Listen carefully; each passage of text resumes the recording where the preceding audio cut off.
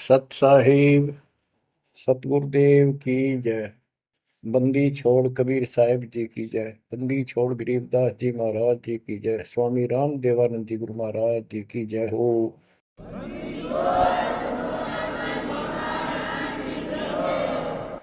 सर्व संतों की जय, सर्व भक्तों की जय, धर्मी पुरुषों की जय। श्री काशी धाम की जय, श्री सुडानी धाम की जय, श्री क्रोथा धाम की जय, श्री बरवाड़ा धाम की जय। सत साहिब कबीर दंडवतम गोविंद गुरु बंधु अर्जन सोए। पहले मैं प्रणाम तिन नमो जुआगे ओए। कबीर गुरु को की जय, दंडवतम कोटि कोटि प्रणाम। कीट न जाने रंग को यो गुरु कर है आप समान। बच्चों, मानुष जन्म परमात्मा की कृपा से आपको प्राप्त है। मनुष्य जीवन के अंदर मूल उद्देश्य केवल भक्ति करना और मोक्ष कराना होता है। इसके लिए सर्वप्रथम गुरु की आवश्यकता होती है। सर्वप्रथम गुरु की, गुरु पूर्ण हो, तत्व ज्ञान प्राप्त हो और संपूर्ण भक्ति मोक्ष मार्ग यानी सभी मंत्र सत्य हों, फिर भक्त मर्यादित रहे, समर्पित रहे, आसानी से मुक्ति प्राप्त कर सकता है। अब जैसे धर्मदास जी का प्रसंग चल रहा है, तो आप देख रहे हो कितनी अच्छी आत्मा, परमात्मा के चाहने वाली, कति कुर्बान। और जैसा उस अज्ञानी गुरु ने मार्गदर्शन किया, कति अटूट श्रद्धा। सेवक तो ऐसा ही हो, पर गुरु ऐसा ना हो जो जीव को कर्म कांड में उलझावे। अब इस कथा से आपको अपने आप बहुत कुछ बातें समझ में आएंगी कि आपको कैसे पूर्ण सतगुरु प्राप्त है, अध्यात्म ज्ञान प्राप्त है, संपूर्ण मूल ज्ञान जो आज तक छुपा के रखना था। और अब भी आप नहीं समझ सके उस परम पिता की महिमा को और इस गंदे लोक के यथार्थता को, तो फिर परमात्मा आपको कौन सी भाषा का प्रयोग करे जिसे तुम समझ सकते हो। लास्ट फिर वही होगा जैसे 600 साल पहले दाता ने आपको पटक दिया था, ठाके झटक दिया था। या तो आंखें खोल लो, भूल जाओ इन बकवादों को। इस संसारिक चोचलों में कुछ नहीं धरा। गरीबदास जी कहते हैं, सर्व सोने की लंका होती रावण से रणधीरम। एक पलक में राज विराजी, फिर जम के पड़े जंजीर। इतने ठाठ बाट थे, सिद्धियां थी, आकाश में चला जाता था, पुष्पक विमान ऊपर से छीन के लाया था कुबेर से। खूब उद्मस्ता रखा था। और भगत किसका था? शिव जी का। तीन देव की जो करते भक्ति ही उनकी कदे ना होवे मुक्ति। और कितनी बकवास भर जाए इनमें, जिसके कारण प्रसिद्धियां भी होगी साधु संत ऋषियों की। अंत में इनके पास कख नहीं बचा। ये मूल ज्ञान है, ये सार ज्ञान है। इसको समझो अच्छी तरह, पढ़े लिखे हो, शिक्षित हो, एजुकेटेड हो। परमात्मा ने मनुष्य जीवन इसलिए दिया कि तुम कुछ बुद्धि भी एक्स्ट्रा रखते हो अन्य प्राणियों से। इसका सदुपयोग करो। बकवास बहुत कर ली, बाहर जाना पड़ेगा। अब बच्चों, प्रसंग धर्मदास जी का चल रहा है। देखो, अपना पिता अपने लिए कितना कष्ट उठा रहे हैं। एक जीव को काल की दलदल से बाहर खींचने के लिए कितना कुछ उन्होंने किया। बालक की तरह पीछे पीछे फिरे, कहाँ जंगल में, कहाँ किसी दरिया पे, कहाँ किसी तालाब पे, कहाँ कहाँ कष्ट वो मालिक उठाया उन्होंने। वो कहते, दो दिन मेरी शरण हो, ताका हो मैं दास, केल गिर लग गया फिर गुप्त धरती आकाश। जैसे राजा अम्बरीश था, उसके पीछे लग रहे थे लेकिन हम नहीं समझते, जब हमारे पास दो पैसे हों, या 14 काल की छोटी सी राजा था, भगत बतेरा था, यज्ञ बहुत करता था, वाह हो रही थी, पिछले संस्कार भी अच्छे थे। वो संस्कार कब बने? जब कभी कबीर साहब की शरण में था, जैसे कलयुग में हो तुम। अब ये जो रह जाएंगे ना, पार हो गए सो हो गए। भक्ति अच्छी करते हैं क्योंकि सत्साधना मिल गई। एक सांस की कीमत कितनी गजब की है, इसकी बहुत वैल्यू है। पार ना हुए तो फिर ये नो फंस जाएंगे काल के। इनको स्वर्ग में रखेगा, देवता बनावेगा, पूरा माचे माचे आन देंगे, फिर राजा पृथ्वी पर बना देगा। पृथ्वी पा के फिर ये पिछले पुनों के कारण ठाठ तो होने हैं। और भक्ति भी करेगी आत्मा, क्योंकि पीछे भक्ति की चास पड़ी हुई है इसको। तो भक्ति गलत करें जाएंगे, लाभ नारे हुए दिखेंगे। यो काल का भयंकर जाल है। मालिक फिर भी अपने बच्चे के साथ रहता है, फिर भी उनको राह दिखाने की चेष्टा करता है, किसी न किसी रूप में अपनी सच्ची भक्ति फिर से बताने की चेष्टा करता है। मानते हैं ना मानते वो अलग बात है। फिर राजा जनक हुआ, अम्बरीश का जीवन पूरा करके, राजा जनक का पूरा करके फिर स्वर्ग गया। स्वर्ग में जाते समय लूट लिया काल ने। बिना विवेक वेख जो धारा सब करते हैं, सो भी बिना विवेक के नो नाश करते हैं। थोड़ा दया भाव दिखा दी, अपने पुण्य दे दिए, और फिर नंगड़ होकर पृथ्वी पर आ गया। सारे पुण्य वहां खत्म कराया, आधे आधे ऊपर स्वर्ग में भोग लिए, और फिर पृथ्वी पर आ गए। पहले राजा था दो जीवनों में, राजा अम्बरीश वाली आत्मा।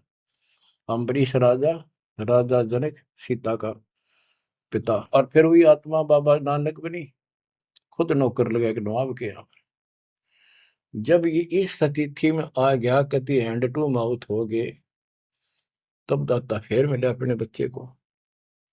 फिर राह दिखाने की चेष्टा की, खूब वाद विवाद किया। ने बोला आंखा देखो तो मानो, आंखा भी दिखाया, जब जाकर माना। बच्चों ऐसे आज आपके साथ खड़े कर दाता देख कहां से के होने लग रहा है, यह भी तरह समझ में नहीं आ रही। ये भी तुम नहीं समझ पा रहे, व्हाट इज दिस? इसका नाम है कबीर भगवान। इसको कहते हैं सक्षम समर्थ परमात्मा। बच्चों यहाँ देखो, मालिक ने कैसे अपने बच्चों तक संदेश पहुंचाने लग रहे। काल ने जुल्म करने में कसर नहीं छोड़ी, पर यूं भी तो उसका बाप है।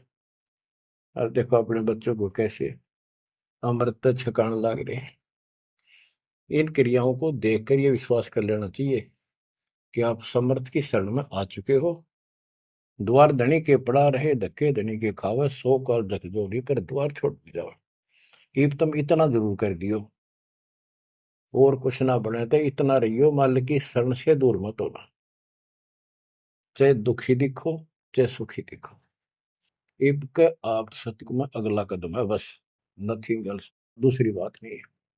पर होगा उनका जो मर्यादित रहेंगे, समर्पित रहेंगे, तन मन धन सब तेरा, ये कहने से नहीं, करना होगा।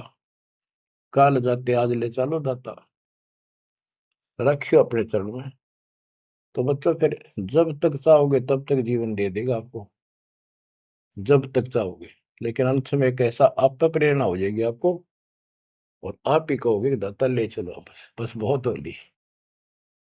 तो कहते हैं जीव इतने जोखिम नहीं, मरा जब निशंक मरे, परमात्मा कहते हैं। तो ये हमारा मरना नहीं होगा, हम तो मेले से बजावांगे। शरीर छोड़ दिया कांचड़ी, पक्षी उड़ा आकाश को चलते कर गया बीट, ये तो वो है। बच्चों प्रसंग धर्मदास जी का चल रहा है। परमात्मा ने धर्मदास जी को पूरी सृष्टि रचना फिर सुनाई, क्योंकि शुरुआत में उसने इसलिए सुनी थी, अपना तर्क मन में अलग रखा था। साथ में आमनी देवी ने भी सुनी, दोनों को विश्वास हुआ। परमात्मा से कहा कि जोड़ पानी में पूछो स्वामी, पानी माने हाथ, जोड़ पानी में पूछो स्वामी, को कृपा कर अंतर्यामी। ओ साहब नाम का आही, परचय नाम कहो मोहि पाई। गुरु और सतगुरु तुमको कहूं, हे प्रभु कौन देश तुम रहो। परमात्मा बोले, हो धर्मनी जो पूछो मोही, सुनो सुरती धर कहो मतोई। जिंदा नाम है सुन मेरा, जिंदा बेस खोज के ही तोरा। हम सतगुरु के सेवक आही, सतगुर संग हम सदा रहाई। सतपुरुष व सतगुर आही, सतलोक में वह सदा रहाई। सकल जीव के रक्षक सोई, सतगुर भक्ति काज जीव होई। सतगुर की भक्ति से जीव के सब काम ठीक होंगे। सतगुर सत्य कबीर सो आही, गुप्त प्रगट कोई चीज न नाही। सतगुर आज जगत तन धारी, दासा तन दर शब्द पुकारी। काशी रह परख हम पावा, सत नाम उन्मोहि दरडावा। परमात्मा अपने को छुपा के कहते सब परमात्मा तो सतलोक में रहता है और वहां से चलकर आया हुआ है। अब वो सतगुरु सत कबीर काशी में है। वो प्रगट है, गुप्त है। प्रगट का अर्थ है कि सामने बैठा है, गुप्त ऐसे है कि उसको कोई पहचान नहीं पा रहा। सतगुरु आज जगत तन धारी, उस सतगुरु ने, सतपुरुष ने, पूर्ण परमात्मा ने जगत में आके ये कबीर रूप धारण कर रखा है।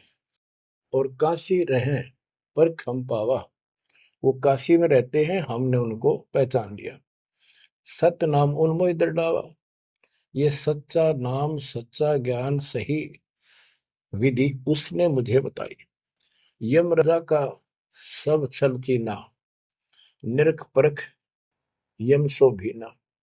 तीन लोग को काल सतावे, ताको ही ये सब जग ध्यान लगाओ। तीन लोग को यू काल परेशान कर रहा है, दुर्गति कर रहा है तीन लोग की, सब प्राणियों की, और उनका ये ध्यान लगावे। ब्रह्म देव जाको वेद बखाने, सोई है काल कोई मर्म न जाने। जिसको ब्रह्म भगवान के है ना, देवता लोग, गुरु ऋषि, वो वही तो काल है।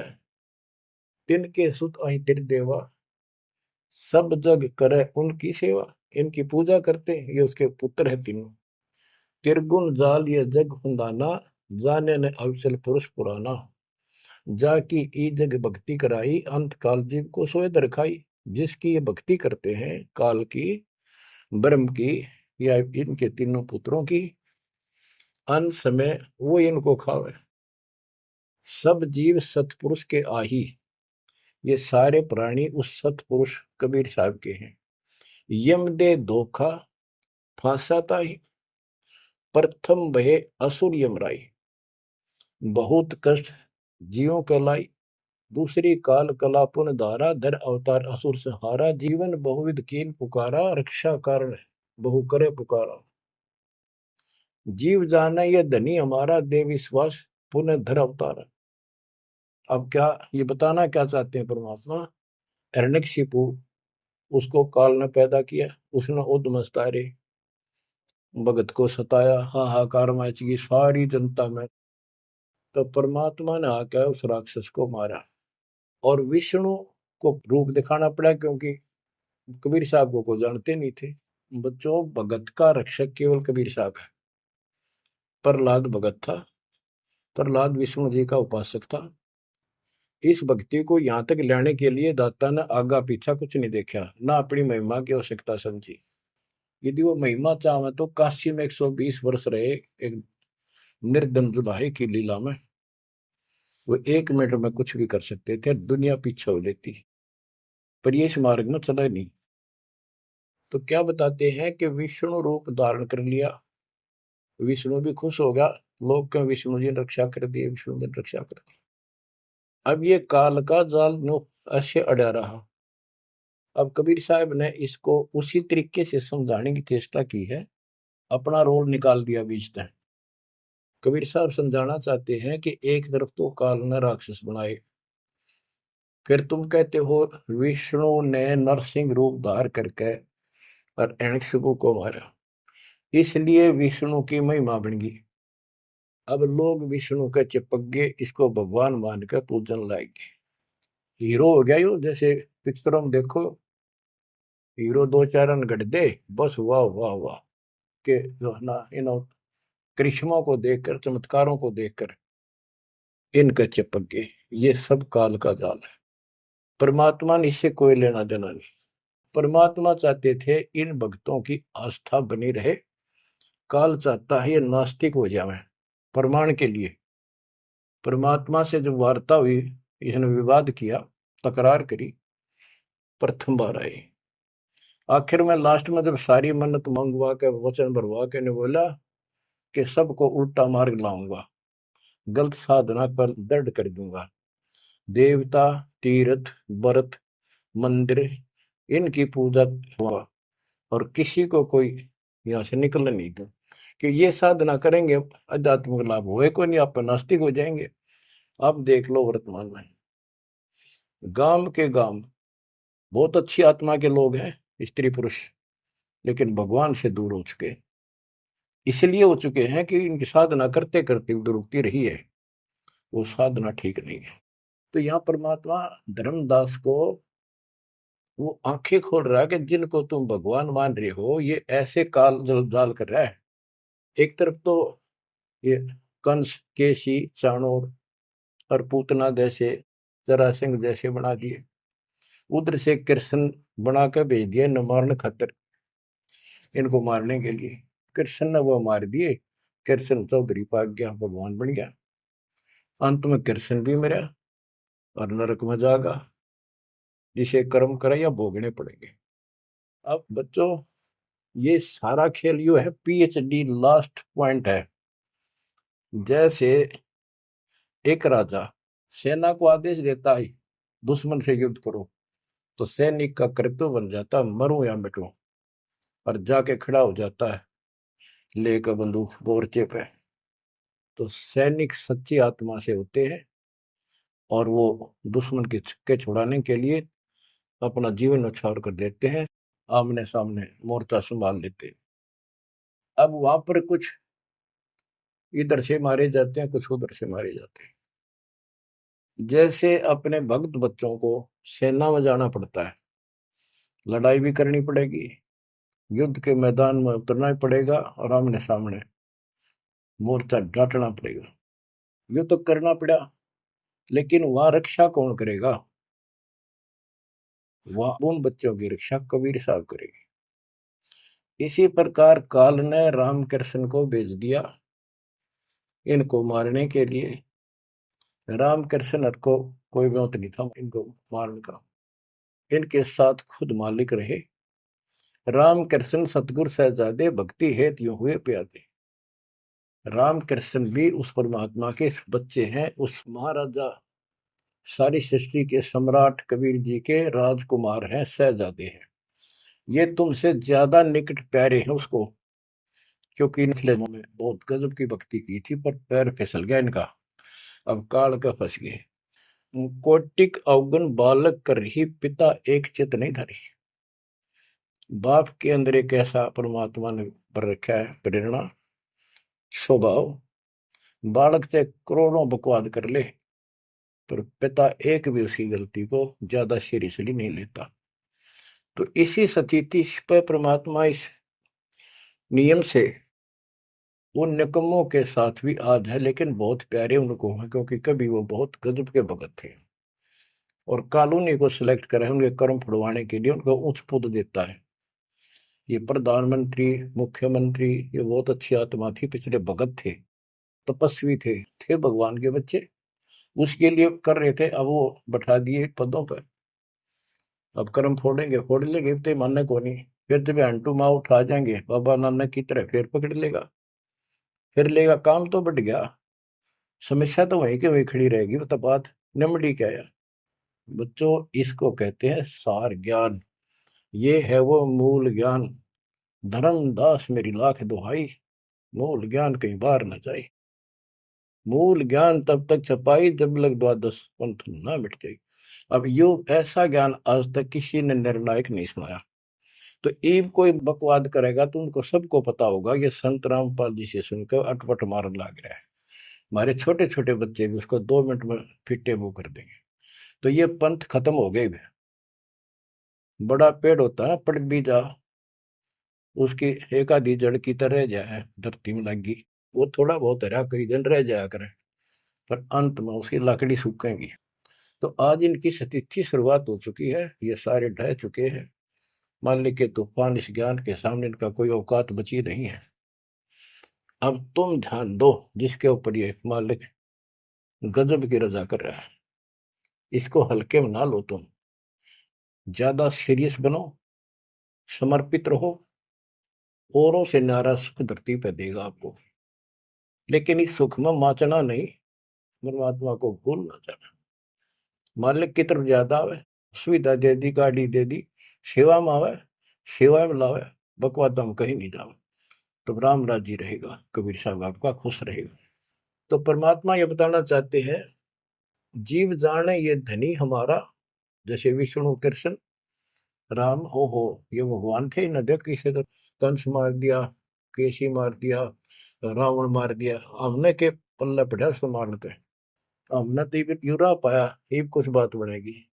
प्रभुता देख के न विश्वासा, अंत काल पुनः करे गिरासा। या प्रभुता देख के इनकी राम कृष्ण और के बड़े हीरो थे, कर दिया, लोगों ने इनको भगवान मान दिया। यही बते डपली पिटन लाग रहे हैं।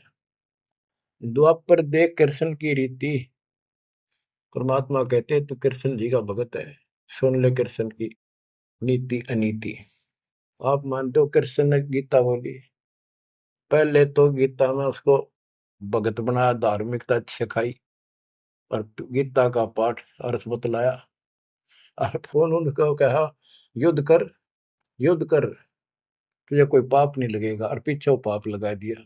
हिमालय में जाके गड़ो, अश्वमेघ यज्ञ करो, तुमने बंधुघात किया इसलिए पाप लगे। और जब जिस समय महाभारत समाप्त हो लिया युद्ध, और युधिष्ठिर को राजगद्दी दे दी गई, तो बच्चों युधिष्ठिर को भयंकर स्वप्न आने लगे, मरे हुए आदमी दिखे, सिर कटे आदमी चलते दिखे, खावन पीवे, सारी रात बैठ के काटे।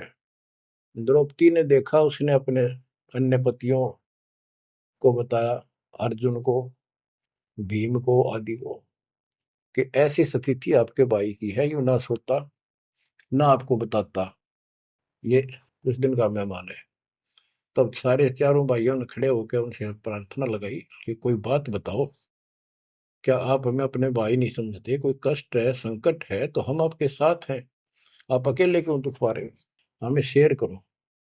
कुछ दिन तक कुछ नहीं किया, फिर आखिर में बता दी कि ऐसी स्थिति है मेरी। फिर क्या होता है, जब ऐसा संकट आता है, आप अपने गुरु से ही बात करते हैं। श्री कृष्ण जी के पास गई, श्री कृष्ण जी को सारी स्थिति बताई कि हमारे भाई को ऐसे ऐसे समस्या होगी, कोई समाधान बताओ। तब वो कृष्ण जी कहते हैं कि तुम्हारे को जो युद्ध में तुमने पाप किए, बंधुघात किए, भाई मारे, भतीजे मारे, वो पाप लगा है, और इसके लिए एक अश्वमेध यज्ञ करो, उसकी शर्त बताई थी। अर्जुन उस समय स्तब्ध रह गया कि ये, और कृष्ण उस दिन तो कह था तुम्हें कोई पाप नहीं लगा तो निश्चिंत होकर युद्ध कर रहे, मैंने सारे रख, तो तेने मत बनाना है। आज ये पाप कहां से आ गए। विवाद करना इसलिए उचित नहीं समझा कि जब मैंने ये पॉइंट उठा दिया, भाई मेरा इलाज नहीं करा होगा, क्योंकि उसमें करोड़ों रुपए लगने थे उस धर्मयज्ञ के अंदर। और युवती ने सोचेगा भाई खुश नहीं है, मेरा इलाज कराना है, ये मर जाएगा, इतना धर्म कर्म का पक्का है।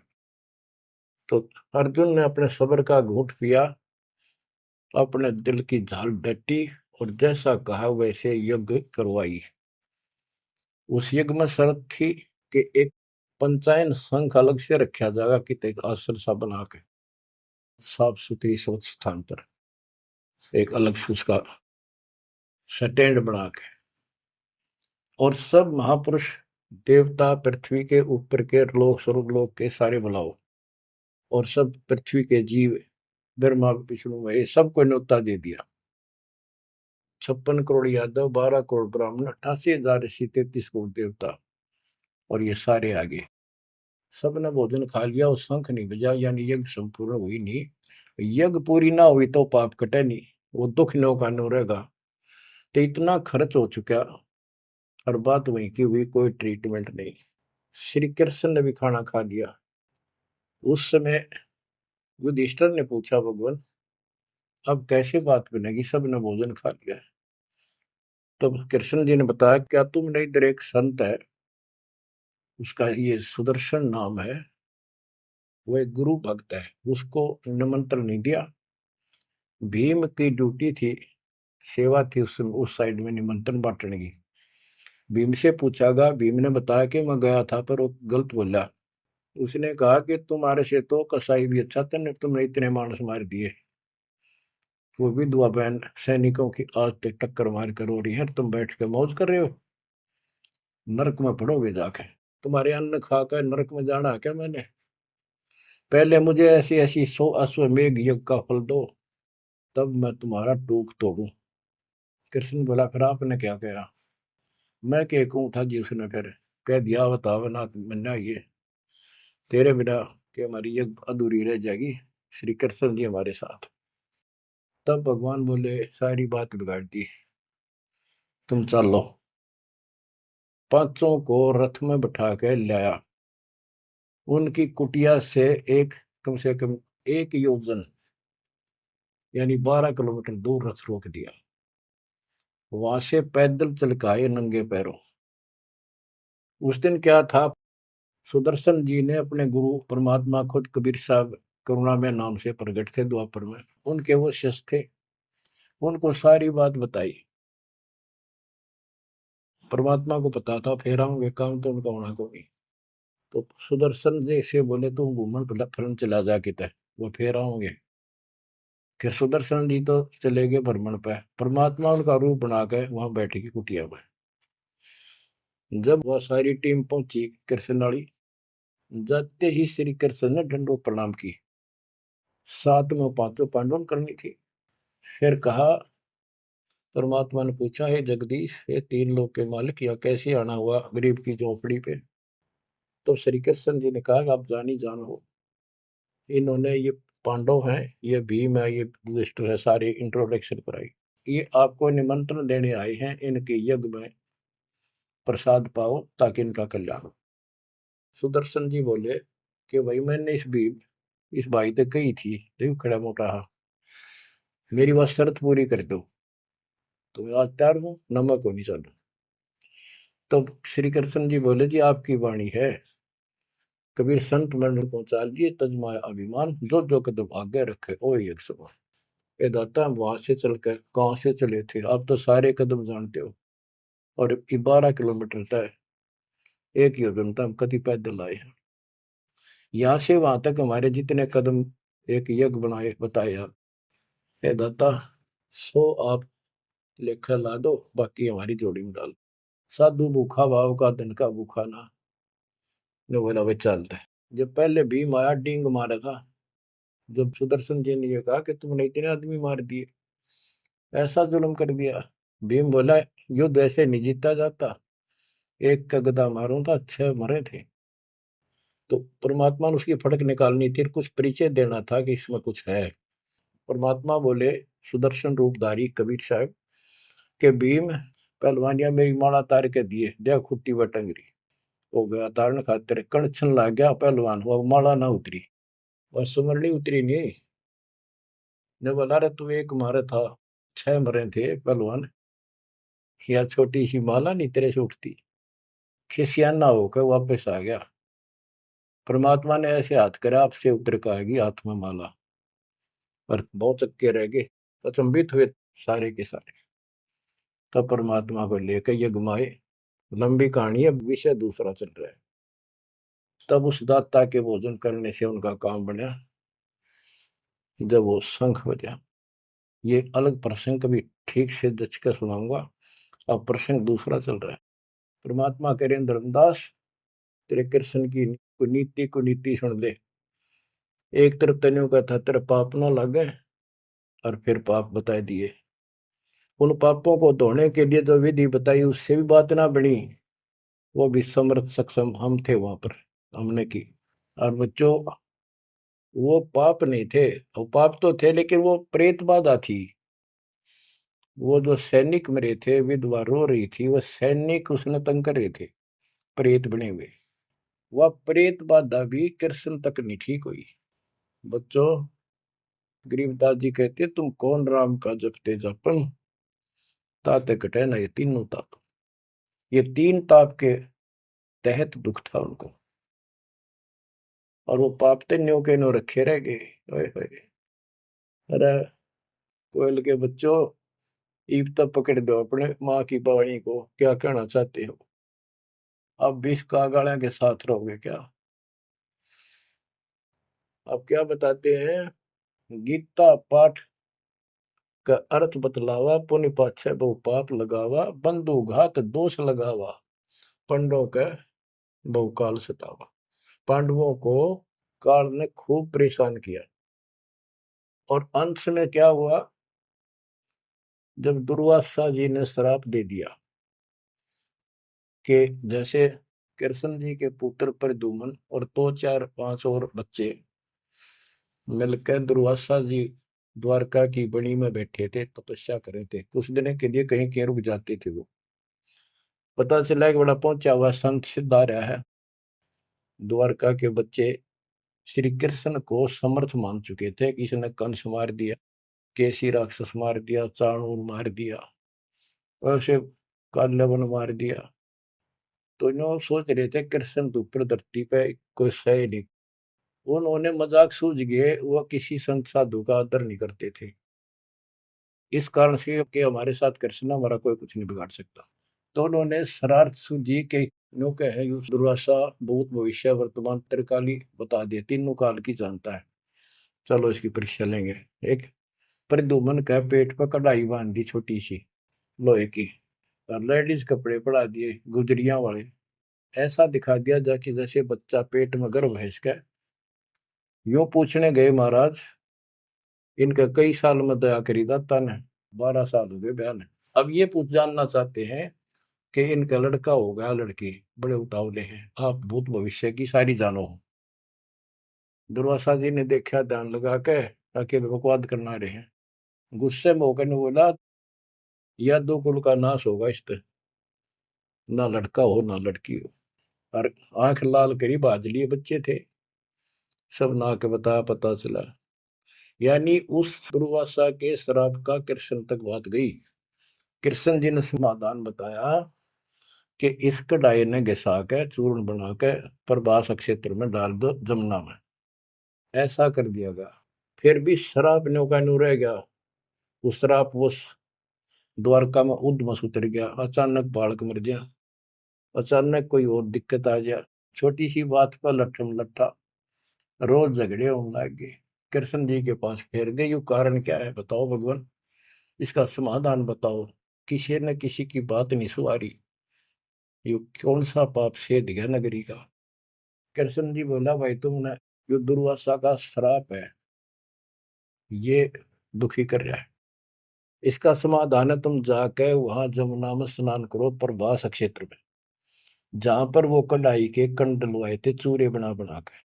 उसमें एक कड़ा घिसा नहीं था कढ़ाई का, पूरा ना घिसा, थोड़ा बहुत घिस गया, चमकीली सी वस्तु होगी, वो मछली ने खा ली। एक बालिया नाम का मछियारा था और साथ में शिकारी था। वो मछली पकड़ी, वो आगे उसने काट के देखी, उसमें चमकीली धातु थी। उसका अपना तीर का एरो बनवा दिया, आगे का ऐसा विषाक्त करके जहर में बुझवा के। और जो कण थे जो कढ़ाई के बताते उनके सरकंडे जाम गए, बूढ़े बूढ़े, उनके तीखे पत्ते गजब के तलवार जैसे। और कृष्ण जी ने कहा, सारे स्नान करो वहां जाके, तुम्हारा ये शराब खत्म हो जाएगा। वहां बोले सब बच्चे नर, कोई ना बचे, गर्भ न छोड़ के, छोटे छोटे नवजात शिशु भी साथ ले गए, कहते इन पर शराब ना रह जाए। और वहां जाके सारे लड़न लग गए, पढ़ पढ़ के वो पठेरे सरकंडे एक दूसरे को मारे, तलवार का काम करना कर शुरू कर दिया। कट का मर गए 56 करोड़ यादव। फिर कृष्ण जी एक पेड़ के नीचे बैठ के उस पार दी को सारे दिन शिकारी ने, बालिया कौन था? ये बाली वाली आत्मा थी जो त्रेता युग में श्री राम ने वृक्ष की ओट लेकर मारा था। उसका अपना बदला लेने के लिए उस वो बालिया नाम का जीमर बना, शिकारी बना, श्री राम श्री कृष्ण बना। वो आत्मा, वो उसके पैर में तीर मार के श्री कृष्ण मारा। उससे पहले श्री कृष्ण ने, बच्चे भी बताओ आप हमारी याद दो जाके काल कर रहेंगे दुर्गति, फिर आके लेट गया जब वो मारेगा। मरने से पहले उसने वह संदेशा भेज दिया था पता था कि सारे मरेंगे, तो पांचों पांडव वहां पहुंच गए। कृष्ण जी बस तड़पन लाग रहे थे। उनको बता दिया भाई ये यहाँ कोई आदमी बचा नहीं है, इन लेडीज को सारी को ले जाना, यहाँ लोग इनकी दुर्गति करेंगे, तुम अपने वहां रखना सुरक्षित। और तुम जाके हिमालय में चले जाओ, वहां रहो भूखे प्यासे तप करो, और वहां गड़का मर जाओ, वापस ना आइए। तो पूछा जी कारण क्या है? हम अभी तो राज मिला, 20-30 साल हमने राज मुश्किल से किया है, अब आप कहते हो राज त्याग के वहां चले जाओ, इसका कारण क्या हो गया? क्या गलती बन गई कि तुमने जो युद्ध में पाप किए थे वो पाप तुम्हें दुखी कर रहे हैं, वहां तप करने से समाप्त हो जाएंगे। तब अर्जुन को कहना पड़ा कि भगवान आप ऐसी स्थिति में हो, मुझे कहना तो नहीं चाहिए पर मैं रोक भी नहीं सकता अपने आप। पहले तो आप कह रहे थे गीता में कि ऐसे ऐसे तेरे को पाप नहीं लगेगा, और ये पाप हमारे सिर पर धरती है। फिर भाई के अश्वमेध यज्ञ कर पाप खत्म हो जाएंगे, वो पाप फिर भी रह गए। तब मैं बोल नहीं पाया, आज मैं रोक नहीं पाया। या तो इसका उत्तर दे दो ना, मेरा जीना भी दूभर हो जाएगा शेष सांस। तब उसने बताया भाई मैंने ना मेरा मन के गीता में कहा था, और के कुछ तेरे को बोला था। असली बात यह है, अब मैं जो कुछ कर लियो कुछ पाप हमारे उड़ तपस्या से कुछ तप बन जाएगा, पाप पूपना कट्टे से उसने में बताई तप करने से आगे फिर थोड़ा बहुत को राज मिल जाएगा। इनके पास इतनी सटोरी है, ज्यादा नहीं। तो बच्चों देखो काल का जाल। उसका अंतिम संस्कार श्री कृष्ण का करके वो चले गए, और अर्जुन एकलन छोड़ गए कि एकला योद्धा है, कोई खतरा नहीं। सब लेडीज को लेकर चाल पड़ा गोपियों को। रास्ते में बिल्लो ने पकड़ लिया, उन्हें पीटा इस अर्जुन को। गोपियां लूट ले गए, लड़कियां ठा ले गए रामजादे। और इस पर धनुष साथ ले रहा था जो महाभारत के युद्ध में जो उद्मस्त आ रहा था, वो उठा तक नीचते। तब रोवा खड़ा खड़ा कि इस कृष्ण ने तुम्हारा नाश कर दिया, सारे हमारे साथ धोखा किया। जब नाश कराना था युद्ध में, मानस मरवाने थे आदमी, जब तक ताकत दे दी, अब मैं खड़ा खड़ा पड़। गीता भी यही कहती है, बलवानों का बल मैं हूँ, बुद्धिवानों की बुद्धि मैं हूँ। यहाँ परमात्मा कबीर जी बताते हैं युग कृष्ण नहीं, युग काल इनका बाप ये जुल्म करे भाई, इनको पता है नहीं हो क्या रहा है। धर्मदास ये बातें सुनकर चक्कर में पड़ गया, मुंह का नहीं देखे देखे, आंख भी नहीं झपके। हे भगवान कति सौ की सौ सच्ची, सारी बात बिड़ा करते। देखिए धोखे बैठे थे, साथ में हमने बैठी, दोनों टेक टेक सुने मालिक के अमृत वचन। ये परमात्मा हम रोज सुना करते, मेरी तरह पत्थर पड़ गए थे कल। आपके क्या गुण गाओ मालिक, कैसी आंख खोल दी मेरी। परमात्मा कहते और सुन ले। अब क्या है, हिमालय में चले गए सारे पांडव, और वहां सारे मरते गिर जाते गए। तो कहते हैं जब ये पहुंचे ऊपर, तो युधिष्ठिर बाद में मरा, और तो सारे बर्फ में गड़ गए, बर्फ में पैर गड़ जाते कहीं।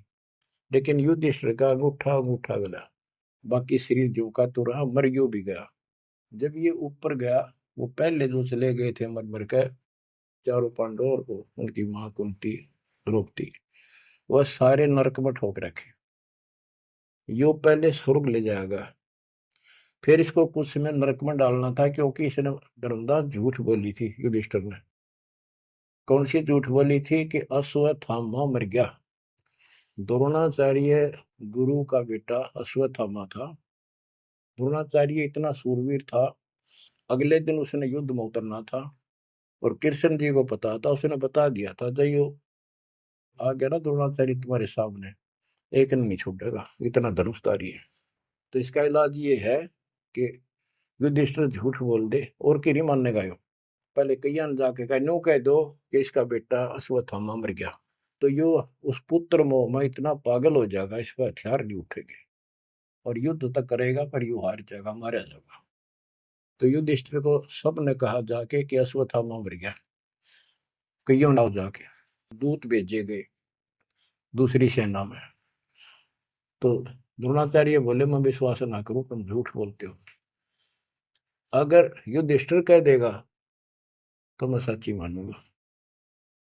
तो दूसरे कह तुम मार दिया तो गिर दिया ठागा, फूक फाक फेंक दिया ठागा मैंने। युधिष्ठिर को तैयार किया गया कि तू यह झूठ बोल। वो मना कर गया कि नो तो दिक्कत हो जाएगी और मैं झूठ नहीं बोल सकता। फिर एक अश्वत्थामा हाथी का नाम था, जैसे पशुओं के नाम रख लेते हैं ऐसे। वो अश्वत्थामा हाथी मार दिया। श्री कृष्ण बोला आप ये कह देना कि अश्वत्थामा मर गया, मंदी आवाज में कह दिए मेरा ना हाथी था, हाथी या मनुष्य। युधिष्ठिर इस बात पर राजी हो गया क्योंकि अगले दिन नाश कर रहा था उसने। तो मन में दोष तो आया उसके, झूठ बोल दी जाके कि आचार्य जी अश्वत्थामा हिते संस्कृत नौकंते। द्रोणाचार्य का तो बुरा हाल हो गया, चक्कर आने लग गया कि अश्वत्थामा मर गया। फिर मंदी आवाज में कह दिया नर व कुंजर। नर था या कुंजर हाथी, पता नहीं नर था या कुंजर। अब वो नर कुंजर कड़े सुना था तो पागल होकर गिर गया। तो उसके कारण उसको नरक में भेजना था कुछ समय के लिए। तो युधिष्ठिर ने पूछा कि मेरे भाई कहाँ गए? स्वर्ग में। तो उनको बताया कि उन्होंने पाप करे थे महाभारत में, और भी जितने पाप कर रखे थे वो सारे के कारण नरक में पड़े। धर्म युधिष्ठिर बोला कि मुझे उनके दर्शन कराओ, मैं देखना चाहता हूँ। देखा सारे हाहाकार मचाने लग गए। तो बोला मुझे भी अब मेरे भाई बहनों के परिवार के साथ भेज दो। तो वो चाहे थे एक बेचने इसका मार डाल लिया जा। तो वो इस कारण से उसको भी कहते कुछ समय के लिए नरक को भोगना पड़ा। अब ये परमात्मा कहते हैं बंधु घात दोष लगावा, पांडवों के बहुकाल सतावा, भेद हिमालय ते ही गलाए, छल अनेक की नहीं यमराए। बच्चों, और फिर उनको पांडवों को ले नरक में डाला। आहा। बच्चों, स्वर्ग के धोखे नरक ही जाही, जीव अचेत यम छल चिन्ह नहीं। ये बोले जीव इस काल के इस छल को, इस जाल को, षड्यंत्र को नहीं समझ पा रहे। पांडव सबको कृष्ण को प्यारे, सोले नरक में डारे, वो भी सारे नरक में डाल दिए। मानुष जन्म बड़ेपन होई, सो मानुष तन जात बिगोई, नाम बिना नहीं छूटे कादू, बार बार ये नरक ही घातू। नरक निवारण नाम जो आही, स्वर्ण मुनिजन जानत कोई नाही। जो नरक से छुटकारा देने वाला असली नाम है, इतने देवता नहीं जानते, ना ऋषि जानते, ना ब्रह्मा विष्णु महेश जानते। ताते यम फिर भटकावे, नाना योनिन में काल सतावे, बिरले सार शब्द पहचाने, सतगुर मिले तो सतनाम समाने। इतना कुछ सुनकर धर्मदास कहता हे साहब मैं तो पग सिर धरूं, तुम ते कुछ दुविधा नहीं कर। अब मोई चीन पड़ी यम बाजी, तुम ते भयो मोह मन राजी। अब आपके ऊपर मेरी कति आत्मा डट गई, मेरा मन कति खुश आपके। मेरे हृदय प्रीति अस आई, तुम ते हो गई जीव मुक्ताई। अब मुझे विश्वास हो गया कि मेरा कल्याण आपसे होगा। मुझे लगता है तुम ही सत कबीर हो स्वामी, कृपा करो तुम अंतर्यामी। हे प्रभु देव परवाना मोही, यम तरण तोर भजो मैं तो ही। मोरे नहीं और सो कामा, निस्तिन समरो सदगुरु नामा। पीतल पत्थर देव द्यो बहाई, इन फेंक दो उठाकर, सतगुरु भक्ति करो चितलाई। हे बंदी छोड़। हो। परमात्मा बोले सुनो धर्मनी, अब तो ही भुगताऊं, निश्चय यूं से तो ही बचाऊं। देव परवाना हंस बारो, जन्म मरण दुख सब टारो। ले परवाना जो करे प्रतीति, जिंदा कह चले यम जीती। अब वही आज्ञा देव धर्मदासा, मैं गमन करूं सतगुरु के पास है। अब मुझे आज्ञा दे, मैं अपने गुरु जी के पास जा रहा हूँ। सतगुरु संग आयब तो पाई, फिर मैं अपने गुरु जी ने लेकर आऊंगा तेरे पास। तब परमाना तो ही मिलाई, उनसे तुम्हें नाम दिलाऊंगा मैं। क्योंकि अभी धर्मदास को पूरा पक्का करना था। धर्मदास बोले हे प्रभु अब तो जान ना दे, नहीं आए तो मैं बहुत पछताऊं। पछताई पछताई बहुत दुख पाऊं, नहीं आओ तो प्राण गवाऊं। हाथ से रतन खोई कोई डारे, सो मूर्ख निज कान बिगाड़े। ये मैं कैसे छोड़ू, अपने हाथ से रतन कैसे खो दूं। जब नहीं आए तो ना मैं खाऊं ना कुछ पीऊं, मैं मरूंगा। अब जब फिर नहीं आई तो परमात्मा ने कहा कि चल पड़े, क्योंकि अभी ताव और बाकी देना था। धर्मदास सामने कति गली में खड़े हो गए, जब तक दिखते रहे आंखों में आंसू भरे रहे, एक टक देखते रहे। बच्चों, परमात्मा आपको मोक्ष दे, सदा सुखी रखे, शेष फिर दृढ़ हो जाओ, तड़फ जाओ उस घर जाने के लिए। परमात्मा आपको मोक्ष दे, सदा सुखी रखे, आपको अपने घर की याद बनी रहे, काल का दुख सदा याद रहे। सत्साई।